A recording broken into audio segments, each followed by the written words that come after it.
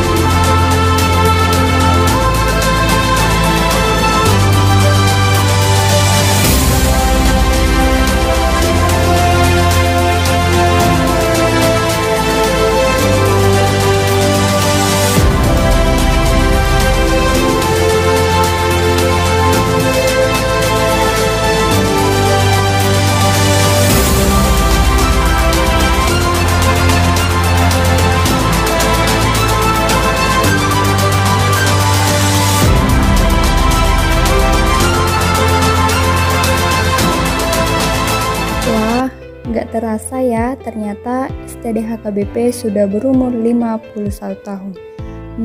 Kira-kira bagaimana nih perjalanan STD HKBP 50 tahun yang lalu? Penasaran nggak? Iya ya, aku jadi penasaran ingin melihat STD HKBP 50 tahun yang lalu. Dengar-dengar dulu ibu-ibu diakonis senior banyak yang berkiprah di rumah sakit, pendidikan TK atau PAUD, lembaga-lembaga sosial dan jemaat. Kira-kira apalagi ya yang terjadi 50 tahun yang lalu? Kalau berbicara apa-apa saja yang sudah dilakukan para alumni 50 tahun lalu, tentu sudah sangat banyak sekali. Tentunya itu juga dipengaruhi oleh perubahan-perubahan di kampus.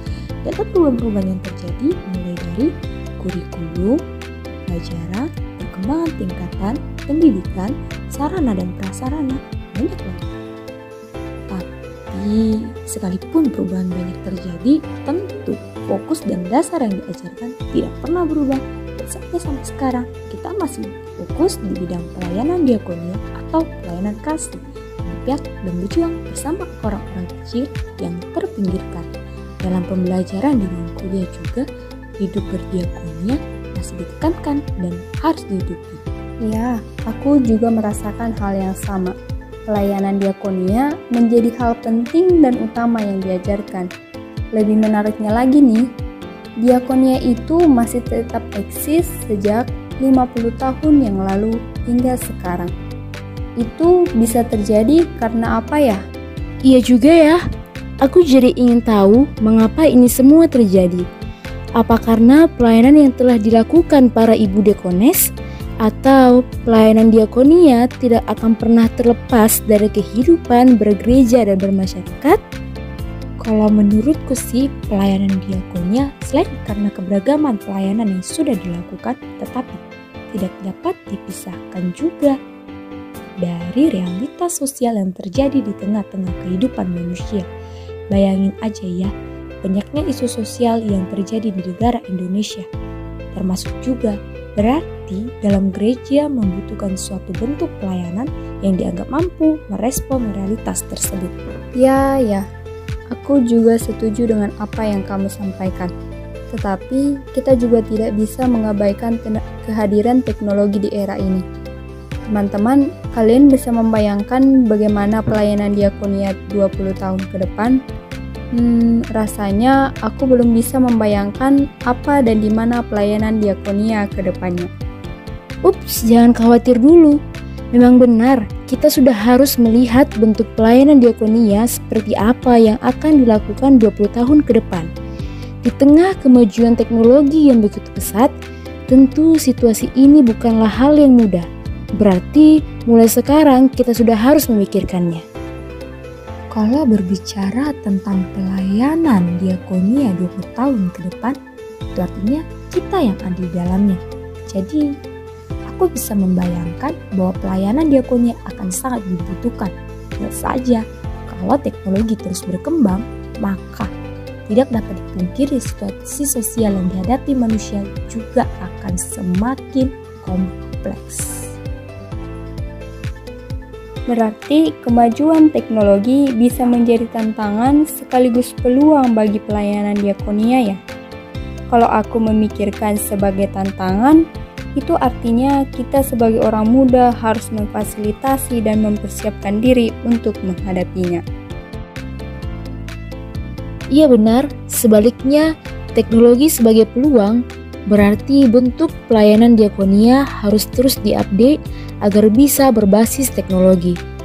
Aku membayangkan bahwa bentuk pelayanan diakonia 20 tahun ke depan tidak cukup hanya tatap muka saja, tapi secara virtual. Kalau pelayanan diakonia dilakukan secara virtual, itu artinya kita harus memiliki satu aplikasi atau platform sehingga dapat dijangkau banyak orang. Bagaimana teman-teman? Setuju nggak? Ide yang bagus tuh. Pelayanan diakonia di perkembangan teknologi tentu tidak bisa disamakan lagi dengan sekarang. Para pelayan sudah harus lebih kreatif dan menemukan ide atau strategi baru supaya pelayanan diakonia tetap eksis. Saya membayangkan kalau 20 tahun ke depan kita tidak cukup lagi sebatas kunjungan ke rumah-rumah, tetapi pelayanan diakonia harus lebih meluas dan menyeluruh, sehingga tidak ada lagi batasan antara satu generasi, kelompok, dan latar belakang. Ya, kita sekarang sudah berada di tahun 2042. Ternyata memang benar ya, pelayanan diakonia tetap eksis sekalipun teknologi terus berkembang. Dan hal itu sendiri dapat kita lihat di mana kita tetap bisa berdiakonia. Ternyata pelayanan diakonia berbasis teknologi itu menyenangkannya. Lihat saja ini.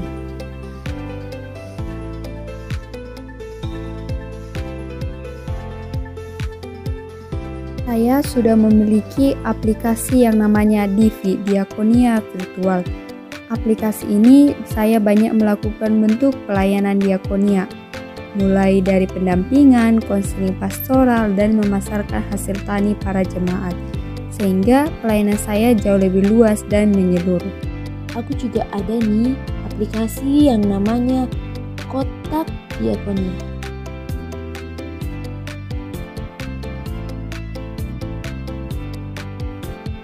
Kotak Diakonia ini bertujuan untuk menolong anak-anak yang putus sekolah. Jadi dengan adanya Kotak Diakonia ini dapat membantu anak-anak menempuh pendidikan lebih tinggi. Contohnya aja nih, udah banyak loh anak-anak yang tamat dari universitas ternama berkat Kotak Diakonia. Wah, menarik sekali memang keberagaman dan keluasan berdiakonia di era digitalisasi ini. Pastinya pelayanan diakonia bisa tetap eksis hingga sekarang itu karena sejak 20 tahun yang lalu sudah kita persiapkan dan kita memfasilitasi diri kita mulai dari kampus Sekolah Tinggi Diakones HKBP sampai di pelayanan.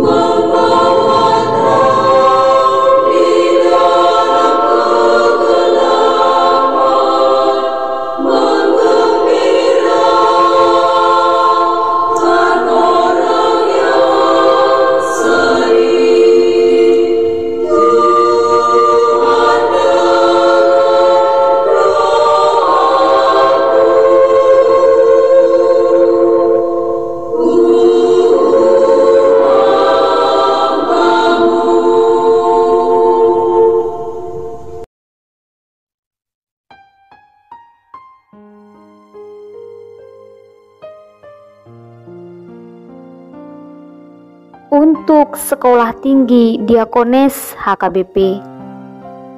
Kini aku menemukan suatu ketulusan. Aku melangkahkan kakiku menelusuri ketulusan itu. Ada pintu ilmu yang tersenyum. Ada kehangatan yang menumbuhkan semangatku, membuat aku semakin masuk dan duduk di sini, di Sekolah Tinggi Diakones HKBP. Visimu memberi aku semangat menjadi seorang pelayan yang tangguh dan penuh kasih. Wahai Sekolah Tinggi Diakones HKBP, benar, zaman kini telah berubah. Benar, namamu telah berubah. Awal dibentuk menjadi kursus diakones, pendidikan diakones, lembaga pendidikan diakones HKBP, dan kini menjadi Sekolah Tinggi Diakones HKBP. Aku tahu hari demi hari telah berlalu.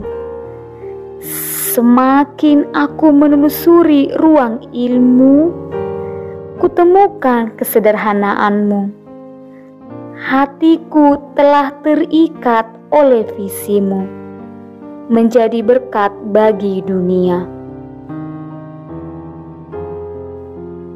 Hari demi hari, tahun demi tahun, waktu terus berjalan. Bumi yang selalu membawa perubahan, periode yang terus berkembang.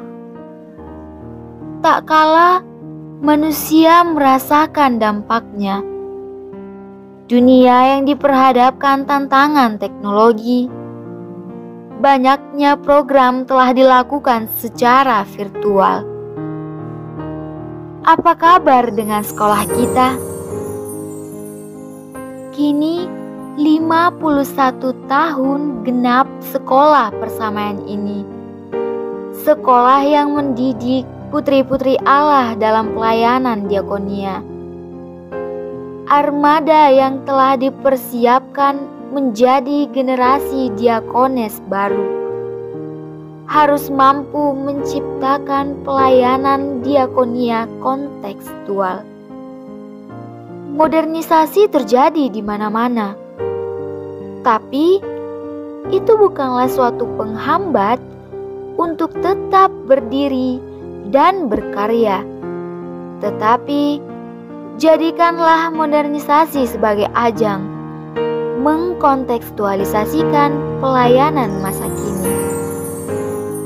Walau banyak rintangan, tantangan, dan cobaan yang selalu hadir atas berkat didikan dan pengajaran yang menjadi bekal bagi putri-putrimu, menghadirkan semangat generasi muda siap untuk berjuang, menjangka masyarakat dalam dunia virtual, mewujudkan aplikasi pelayanan diakonia, melakukan program kantong diakonia secara online, mendidik masyarakat terampil akan teknologi.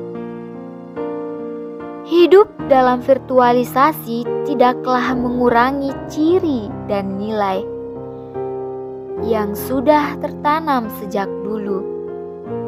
Sapamu, senyummu, salammu, dan kesederhanaanmu menjadikan putri-putrimu semakin berkualitas, bertuhan, berhikmat, dan berkarakter. Dirgahayu Sekolah Tinggi Diakones HKBP. Hadirkan para pelayan yang siap melayani sepenuh hati. Berkiprah untuk gereja dan negara.